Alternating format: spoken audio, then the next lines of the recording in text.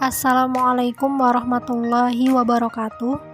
Perkenalkan, kami dari kelompok 2 yang beranggotakan Deska Mayangsari dengan NPM 1911090252, Eka Nia Oktaviana dengan NPM 1911090045, Monika Pelia Azarin dengan NPM 1911090263, Nopi Tamala dengan NPM 1911090115, Selisa Putri dengan NPM 1911090248, dan Susi Sapitri dengan NPM 1911090155. Adapun tujuan kami membuat video ini yaitu guna memenuhi tugas mata kuliah Fisika Kuantum dengan dosen pengampu yaitu Bapak Antomi Saregar, MPD MSI.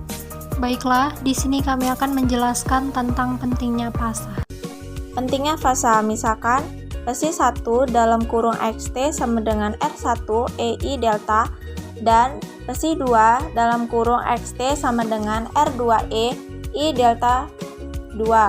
Maka solusi umumnya adalah besi 1 dalam kurung XT sama dengan besi 1 dalam kurung XT plus besi 2 dalam kurung XT, yang mempunyai arti secara fisis yaitu besi 1 dalam kurung XT pangkat 2 sama dengan R1 pangkat 2 ditambah R2 pangkat 2 ditambah 2 R1 R2 cos dalam kurung theta 1 dikurang theta 2. Beda fasa antar dua fungsi gelombang sangat menentukan besarnya fungsi peluang P X dalam kurung XT sebagaimana kasus superposisi dalam gelombang. Beda fasa digunakan untuk menggambarkan beda dalam derajat atau radian ketika dua atau lebih kuantitas bolak-balik mencapai nilai maksimum. Beda fasa atau pergeseran fasa sebagaimana juga disebut dengan bentuk gelombang. Sinusoidal adalah sudut theta huruf Yunani pi dalam derajat atau radian yang bentuk gelombangnya telah bergeser dari titik referensi tertentu sepanjang sumbu 0 horizontal.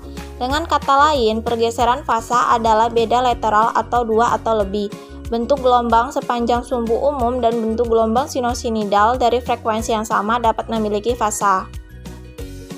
Jika beda fasa antara gelombang-gelombang yang mengalami superposisi antara 1/2, maka hasilnya saling melemahkan. Apabila panjang gelombang dan amplitudo gelombang-gelombang tersebut sama, maka simpangan hasil posisinya 0.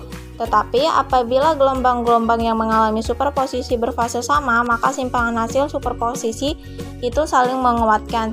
Jika panjang gelombang dan amplitudo gelombang-gelombang itu sama, maka simpangan resultan adalah sebuah gelombang terdiri dengan amplitudo kedua gelombang.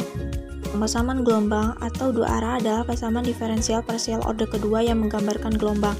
Karena kenyataannya bahwa persamaan gelombang orde kedua menggambarkan superposisi gelombang masuk dan gelombang keluar, atau yaitu medan gelombang berdiri.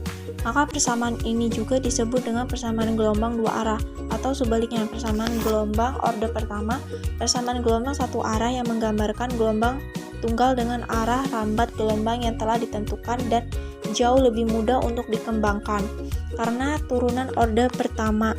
Persamaan gelombang dalam satu dimensi ruang dapat diturunkan dalam berbagai pengaturan fisik yang berbeda. Di sini baiklah kita lihat rumusnya. Do pangkat 2 mikro per do T pangkat 2 sama dengan C pangkat 2 do pangkat 2 mikro per do X pangkat 2. Fungsi gelombang. Fungsi gelombang adalah keadaan sebuah sistem fisik sebelum diukur dinyatakan dalam sebuah fungsi gelombang atau vektor linear di dalam ruangan Hilbert. Sebagaimana disebutkan pada postulat 1 di muka, fungsi gelombang Pepsi dalam kurung RT memuat informasi mengenai sebuah observable pada sistem. Ini berarti observable pada sistem tersebut dapat diturunkan dari fungsi gelombangnya.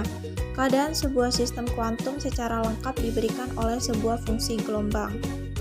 Dalam teori gelombang, simpangan itu memenuhi persamaan gelombang seperti dalam rumus do pangkat 2 Pepsi dalam kurung XT per do X pangkat 2 sama dengan 1 per P pangkat 2 do pangkat 2 Pepsi dalam kurung XT per do T pangkat 2. kita misalkan, yaitu Pepsi dalam kurung XT sama dengan Pepsi dalam kurung X Pi dalam kurung T. F pangkat 2 per Pepsi dalam kurung X D pangkat 2 Pepsi dalam kurung X per dx pangkat 2 sama dengan 1 per Pi dalam kurung T. D pangkat 2 Pi T per dt pangkat 2 sama dengan min omega pangkat 2.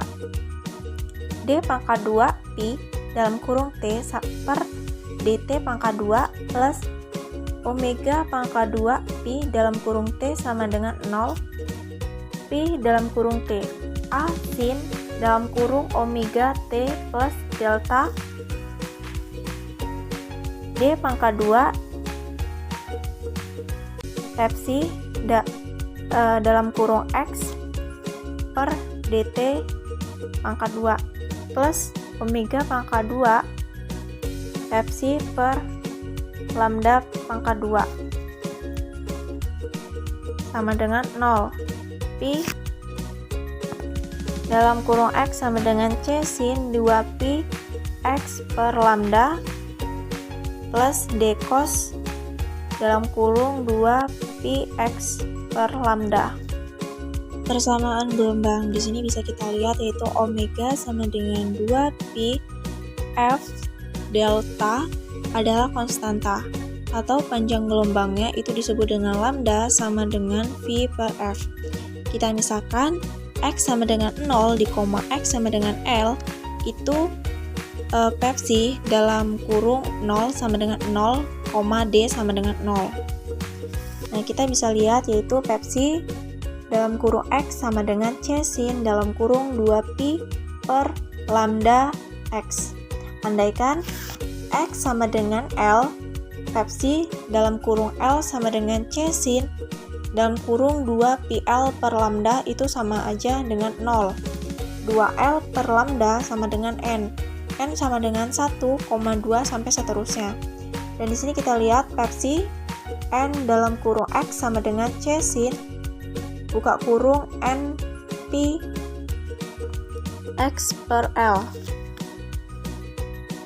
Pepsi N buka kurung X T sama dengan B sin buka kurung N Pi per L X sin